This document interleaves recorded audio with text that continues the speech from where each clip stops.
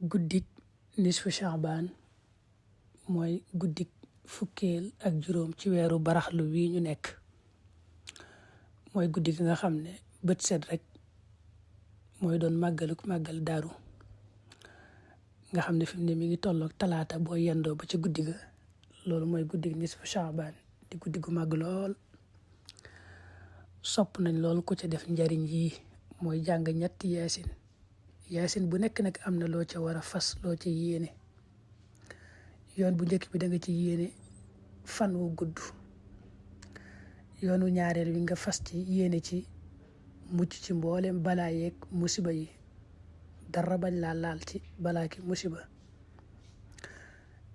yoonu ñetteel wi nga fas ci yàlla defal la wërsëg wu yaatu te lew ba doo soxlaal kenn dara doo bëggal kenn dara.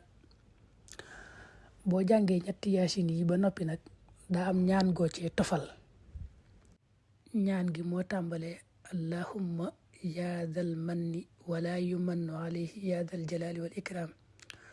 loolu mooy ñaanu cosaan ba nga xam ne Serigne Touba moom la wayaat. ñaan googu Serigne Touba daf ko def ay way nga xam ne kon mën nañuy jàng xasiida gi ci sëriñ bi def. xasiida gi xaw naa gudd tuuti waaye moo nekk noonu ngeen di gis. moo tàmbale yàllaahu dal manni alladi laysa yuman alayhi judliya bi yaasin bi minan tutawil al umra wa tadfau al bala wa an jamii nnaasi tugni bil wila.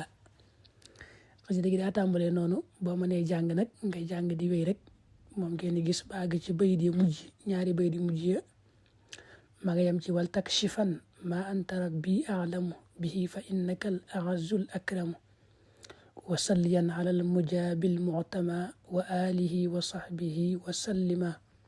foofu la xasida gi yem. lii njëriñ lu ñu sopp la lool ci guddi googa.